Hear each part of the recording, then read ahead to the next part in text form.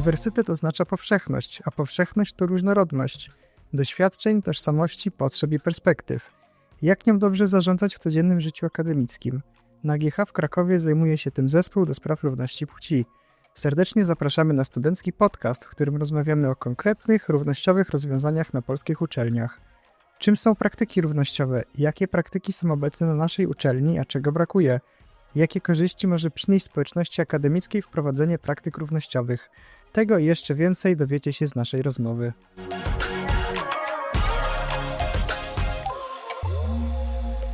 Dzień dobry lub dobry wieczór, w zależności od tego, kto kiedy nas słucha. Dzisiaj jestem wspólnie z Beatą, Cześć, jestem Beata i lubię jaszczurki. Irą Hej, jestem Ira i się teraz uczę greckiego. i Olim. Hej, jestem Oli i lubię lisy. Ja jestem Jakub i lubię grać w gry. Cała nasza czwórka studiuje socjologię, działamy w zespole do spraw równości i w ramach tego zespołu chcielibyśmy troszeczkę porozmawiać o dobrych praktykach równościowych na uczelniach technicznych. I zacząłbym może od takiej podstawowej kwestii, czyli czym w ogóle są te dobre praktyki równościowe, bo osobiście dla mnie to zagadnienie wydaje się dość mgliste i bardzo ogólne. Ja je też rozumiem bardzo ogólnie jako ogół wszystkich działań, które mają na celu wyrównanie szans dla wszystkich osób, które pracują lub studiują na uczelni i też mają stworzyć bezpieczne środowisko pracy i nauki. Ale no jest to na tyle ogólna definicja, że w sumie nic z niej nie wynika i pytanie do was, co wy o niej sądzicie i czy macie jakiś pomysł, jak ją sprecyzować? No, ja myślę, że ta kwestia wyrównania szans to jest bardzo dobre powiedzenie, bo po prostu chodzi o to, żeby każdy miał szansę studiować, w takim sensie, żeby każdy miał możliwości, ale też taką atmosferę, takie poczucie, że czują się bezpiecznie na tej uczelni i też, że po prostu tak finansowo, materiałowo są w stanie studiować przez te 3, przez te 5 lat. Więc tak podsumowując, powiedziałabym, że to jest takie dosyć ogólne i enigmatyczne stwierdzenie, ale wylicza się w to wiele praktyk, które już znamy i które uważamy już za właściwie normalne. Na przykład osoby z niższym dochodem mogą się ubiegać o stypendium, dzięki czemu ich ten styl życia nie różni się od rówieśników. Można także pomyśleć o osobach z niepełnosprawnościami i dzięki temu, że jest ta przestrzeń dostosowana pod ich potrzeby, to mogą kontynuować naukę. I można także wspomnieć o działaniach równościowych na uczelniach technicznych, które na przykład koncentrują się na przełamywaniu stereotypów związanych z męskimi, typowo zawodami, jak i kobiecymi. Mogą w to wchodzić kampanie społeczne, czy na przykład edukacja i szkolenia dotyczące równości albo przeciwdziałanie dyskryminacji, ale oprócz takich stricte uczelnianych rzeczy, to mogą to być na przykład także żłobki obok uczelni, dzięki czemu rodzice studiujący nie muszą przerywać nauki.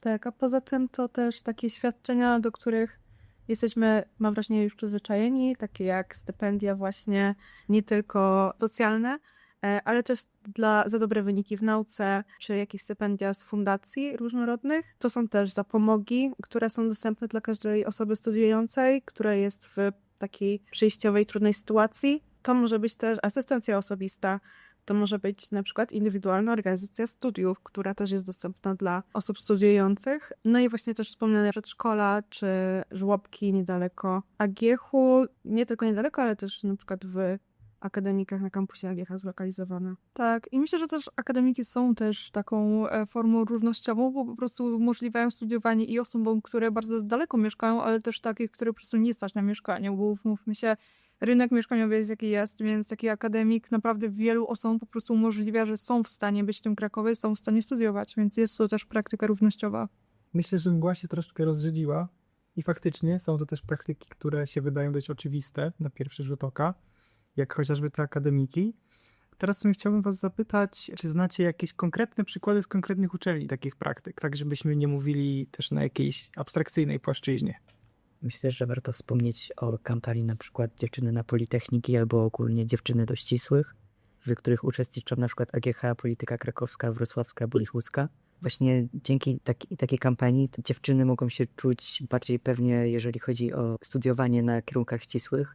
Nie mają takiego poświadczenia, że to jest kierunek typowo męski i z którym mogą sobie gorzej poradzić od kolegów. Jest także mentoring female to female, dzięki któremu dziewczyny mogą po prostu kontaktować się z koleżankami, które są w branży, mogą budować tą sieć kontaktów, żeby po prostu łatwiej wejść na rynek pracy.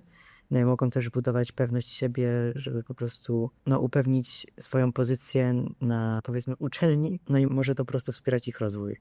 Tak, i myślę, że ważne jest to, że nie tylko chodzi o taki aspekt rekrutacji, ale też tego, co się już dzieje na tej uczelni, to znaczy, czy wszyscy czujemy się bezpiecznie, czy na przykład jest mobbing, jest jakaś dyskryminacja, molestowanie nawet i takie inicjatywy pomagają kobietom, ale też mężczyznom naprawdę, każdemu, żeby po prostu nie doświadczali tych nieprzyjemnych rzeczy. Na naszej uczelni, oprócz właśnie procedur, które dbają o równość i bezpieczne studiowanie, które wymieniliście, są też mentoringi dla każdego, dla studentów i studentek. Jedno prowadzone przez Centrum Karier, a drugie przez sam oddział AGH, gdzie udostępniają już naukowców i naukowczynie z wydziałów jako mentorów i mentorki dla wszystkich studentów, którzy mają najlepsze wyniki. Moim zdaniem też są ważne osoby na uczelni, które są pracownikami, właśnie sprawują różne stanowiska związane z przeciwdziałaniem dyskryminacji, mobbingu i ogólnie równości. No i na przykład na Politechnice Białostockiej jest pełnomocniczka do spraw równego traktowania i przeciwdziałania dyskryminacji. Właśnie ona odpowiada za realizację polityki równościowej, prowadzi też szkolenia różne i reaguje też na zgłoszenia dyskryminacji. Można do niej podejść, można powiedzieć, co się dzieje i ona w jakiś sposób zareaguje. I też na tej samej uczelni jest pełnomocniczka rektora do spraw społecznej odpowiedzialności Politechniki. To już jest taka osoba, która też odpowiada na przykład za sprawy ekologii, no się takiej odpowiedzialności, co ta uczelnia sobą reprezentuje i jak ta uczelnia działa. Okej, no już w sumie Beata i Oli już wspominaliście o inicjatywach na naszej uczelni, na AGH-u. No to nie można też zapominać o GEP-ie, tak, Gender Equality Plan, o zespole do spraw równości, w którym zresztą działamy. Mamy też rzecznika do spraw równości. Organizowaliśmy chociażby Dzień Równości. No i teraz pytanie, czy poza tym, co już w sumie wymienialiście, kojarzycie jeszcze jakieś inne dobre praktyki, które są na naszej uczelni wdrażane? Bardzo fajne są warsztaty i szkolenia otwarte i dla osób, które pracują na AGH-u, i dla osób, które studiują. Między innymi, z tego co sobie wypisałam, to były na przykład bezpieczeństwo psychologiczne, co wydaje się bardzo ważnym tematem i dla osób właśnie pracujących, i dla osób studiujących, bo tutaj była poruszona i taka kultura zaufania, i też reagowanie na przemoc, i jak po prostu rozwijać taką przestrzeń, gdzie czujemy się komfortowo i wspieramy siebie nawzajem. Są też właśnie takie e-learningowe szkolenia, gdzie można właśnie się doszkolić samodzielnie. Poza tym wspomniany już jest przewodnik języka inkluzywnego, Które my tworzyliśmy.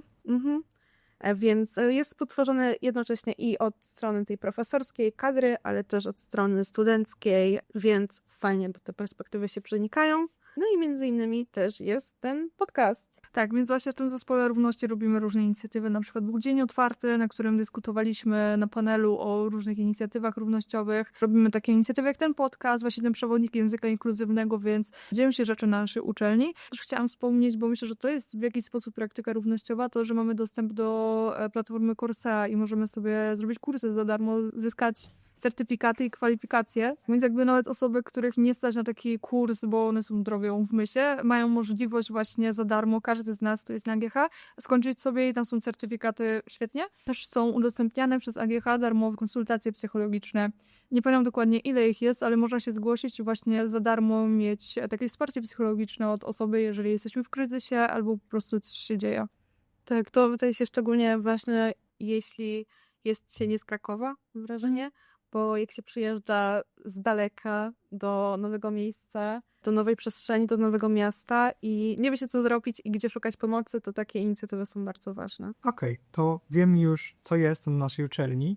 Teraz możemy się zastanowić, jako że wiecie mniej więcej, co się dzieje na innych uczelniach, to czego w sumie brakuje u nas, a co dobrze działa na innych, czy to politechnikach, czy już uczelniach, w uniwersytetach. To myślę, że taką pierwszą kwestią, która przychodzi na myśl, to są koła studenckie, które właśnie działają aktywistycznie, działają właśnie dla różnych grup mniejszościowych. Na przykład na Uniwersytecie Gdańskim jest to Klub Kobiet Uczelni Fahrenheita, na przykład u nas w Krakowie na UJ jest Tęczu, jest Spektruj i inne właśnie takie koła, które działają dla osób mniejszościowych. No, wydaje się, że ta właśnie oddolna inicjatywa wśród studentów jest potrzebna i te koła są stworzone zawsze oddolnie. Więc to też samo rzecznictwo i taka wrażliwość i odwaga jest bardzo potrzebna, ale też ona już jest. Tylko ważne, żeby wiedzieć, jak to zrobić w ten sposób. Tak. Myślę, że takie koła też umożliwiają przepływ informacji, bo zazwyczaj takie osoby wiedzą na przykład, gdzie zgłosić tą dyskryminację, jak temu zadziałać, a mam wrażenie, że u nas troszkę jest utrudniona taka komunikacja. To znaczy, czasem wiemy, że coś jest nie tak, ale niekoniecznie wiemy, jakie są instytucje na GHI. Na przykład my chcemy temu zarazić tym podcastem, ale myślę, że takie właśnie koła rzecznicze bardzo pomogłyby po prostu w tym, że studenci się bardziej komfortowo czując, mówiąc do innych studentów o swoich problemach.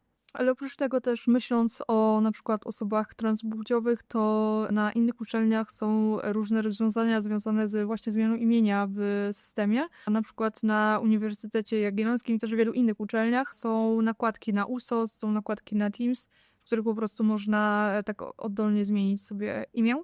Więc myślę, że takie ułatwienie po prostu zmiany imienia byłoby bardzo na plus dla takich osób u nas. Ja bym na przykład widziała na naszej uczelni jakieś koło dyskusyjne mężczyzn właśnie na kierunkach ścisłych na przykład, gdyby oni mogli wtedy rozmawiać o swoich problemach, czy o swoich takich doświadczeniach trudnych, o których może czasami wstydzą się powiedzieć na zewnątrz tak publicznie i żeby mogli po prostu tam porozmawiać i może podzielić się z tym i znaleźć wsparcie wśród swoich rówieśników.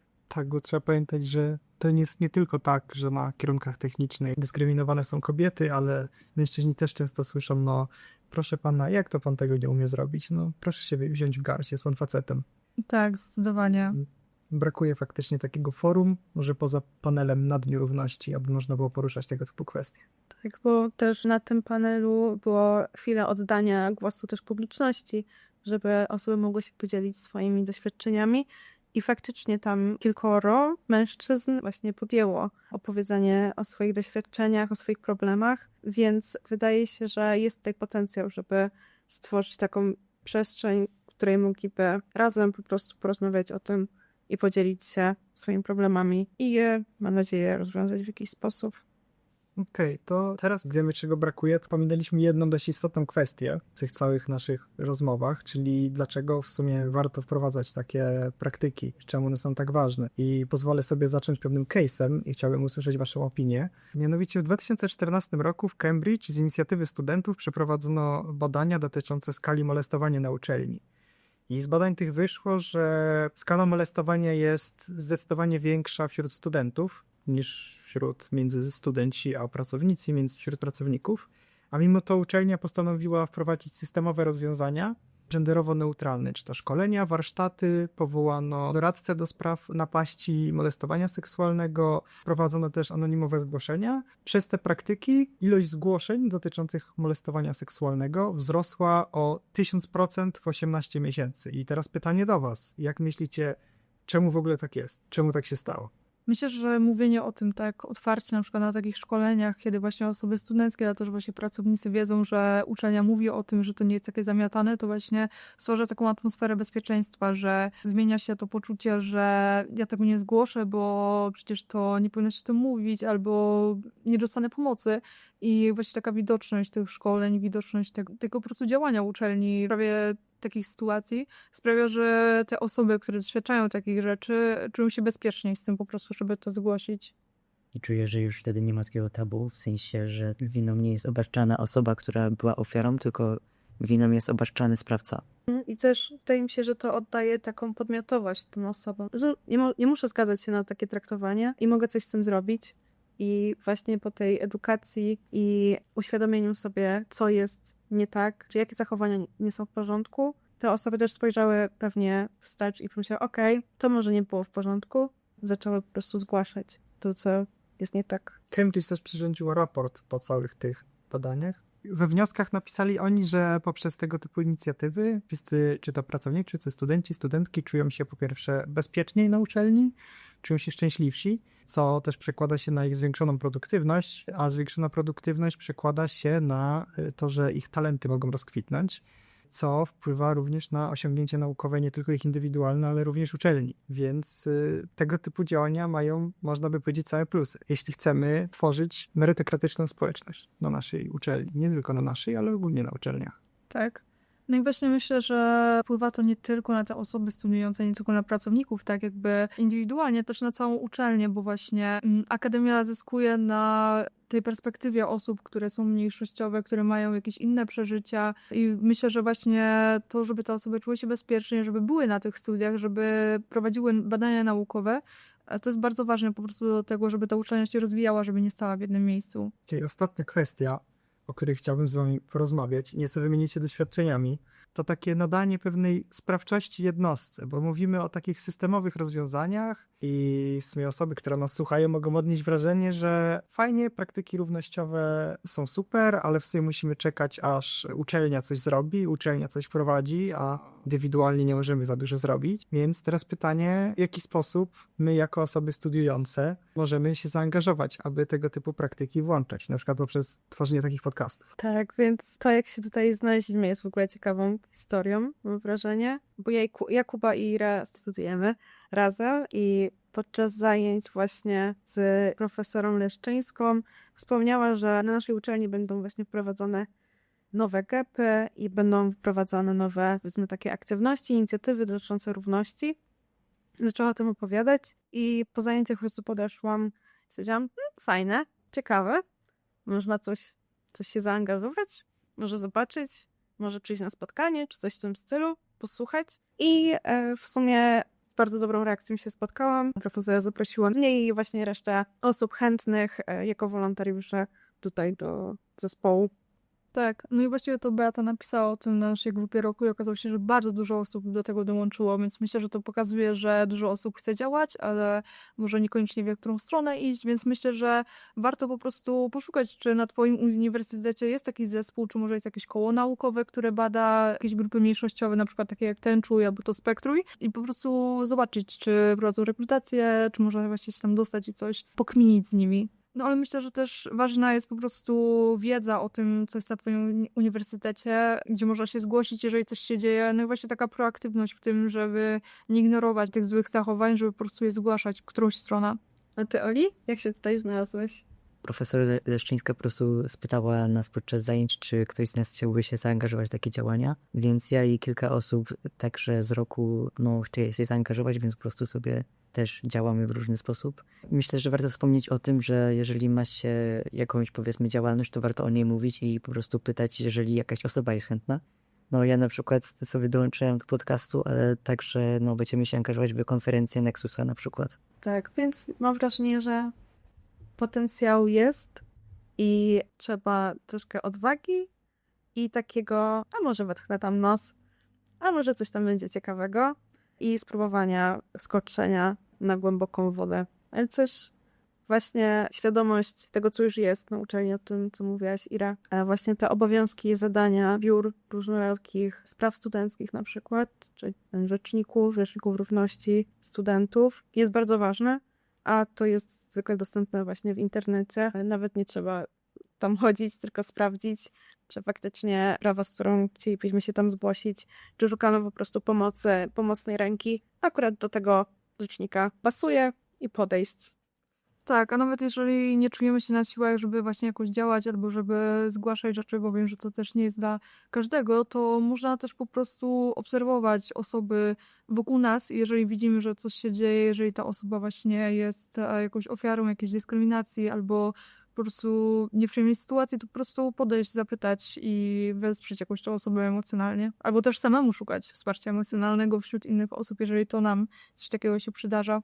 Tak i dlatego, jeśli ktoś po wysłuchaniu naszej rozmowy czuje się zachęcony, chciałby się dowiedzieć nieco więcej, to zapraszamy na nasze media społecznościowe Zespołu do Spraw Równości oraz na stronę równość.gh.edu.pl, ale bez polskich znaków. Tam możecie dowiedzieć się trochę więcej, tam możecie również napisać, jeśli wyrazicie taką chęć, to może dołączyć do nas i pomóc w naszych działaniach. A ja dziękuję za rozmowę.